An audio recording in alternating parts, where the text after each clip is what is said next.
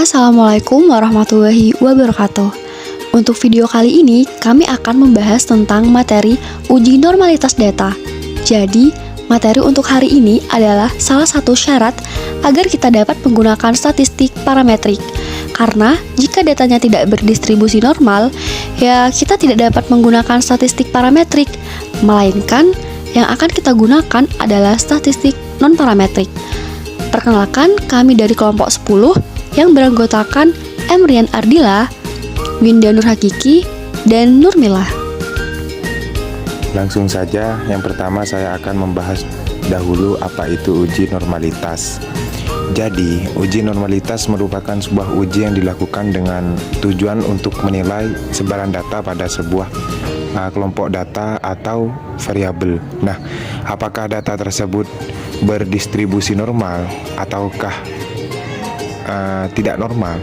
Jika normal, kita akan menggunakan statistik parametrik.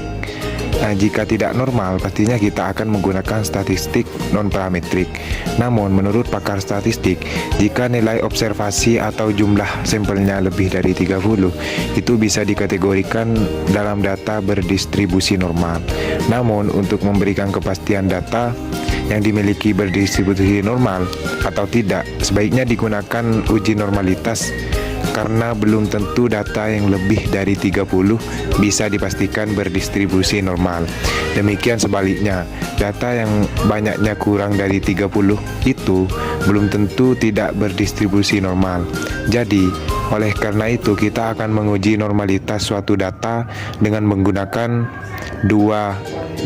ada dua. Uji yang biasa digunakan dalam mengetahui normalitas suatu data yang pertama adalah Kolmogorov-Smirnov.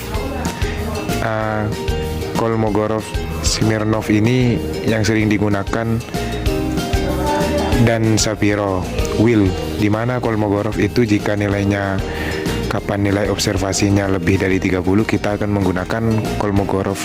Jika observasi kita lebih kecil dari 30,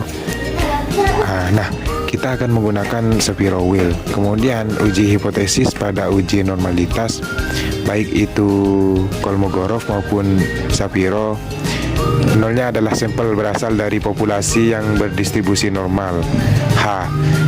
Satunya sampel yang berasal dari populasi tidak berdistribusi normal dengan kriteria pengujian lebih. Jika nilai signifikan lebih besar dari 0,05, maka H0-nya jadi jika nilai signifikannya lebih besar 0,05, sampelnya berasal dari populasi yang berdistribusi normal. Jadi data kita berdistribusi normal jika nilai signifikan lebih kecil dari 0,05, namun sebaliknya jika nilai signifikannya lebih kecil dari 0,05, maka H0-nya ditolak atau H1-nya yang diterima sampelnya tidak berdistribusi normal. Untuk lebih jelasnya, kami akan langsung berikan contoh kasus. Misalnya di sini kami mempunyai contoh acak 10 perusahaan yang memproduksi laptop. Kemudian dicatat pengeluaran iklan dan profit selama tahun 2015. Jadi kami ingin mengetahui apakah ada pengaruh antara iklan dengan profit. Untuk menentukannya, apakah kita menggunakan statistik parametrik atau non-parametrik. Jadi kita perlu uji normalitas dengan menggunakan SPSS.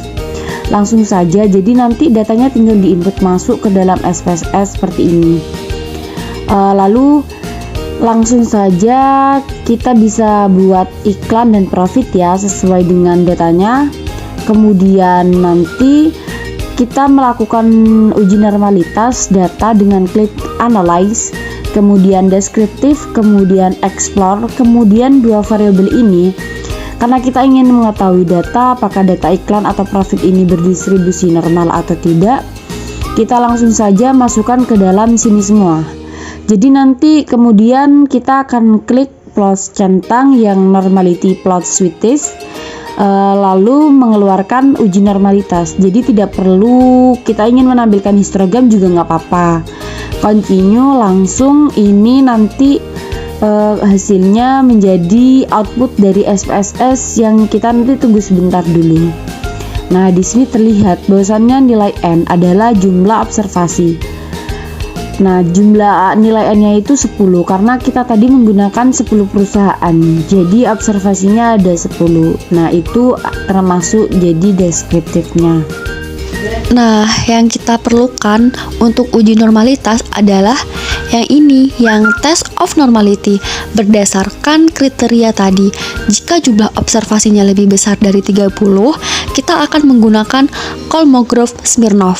Namun, jika jumlah observasi yang lebih kecil dari 30, kita akan menggunakan Sapir-Whorf. Untuk itu, karena ada data yang kita gunakan itu observasinya berjumlah 10, maka kita lihat nilai yang ada di uji Sapir-Whorf. Jadi kita melihat nilai signifikannya berdasarkan kriteria tadi, di mana jika signifikan lebih besar dari 0,05, maka datanya berdistribusi normal. Jika signifikannya lebih kecil dari 0,05, maka data tidak berdistribusi normal. Nah, berdasarkan outputnya dapat dilihat ya bahwa untuk data iklan nilai signifikannya yaitu 0,920. Ini menandakan bahwa lebih besar dari 0,05. Jadi kita dapat simpulkan bahwa data pada iklan itu berdistribusi normal. Kemudian untuk profit lebih besar juga dari 0,05 yaitu 0,846. Ya, lebih besar dari 0,05. Jadi datanya berdistribusi normal. Jadi kedua data yang kita gunakan untuk semuanya itu berdistribusi normal. Oleh karena itu, kita bisa menggunakan statistik parametrik. Nah, bagaimana jika salah satu di antara data ini ada yang tidak berdistribusi normal? Ya, kita tidak bisa menggunakan statistik parametrik. Namun, yang kita gunakan adalah statistik non-parametrik. Mungkin itu saja tutorial uji normalitas menggunakan SPSS dari kelompok kami. Kurang lebihnya mohon maaf. Wassalamualaikum warahmatullahi wabarakatuh.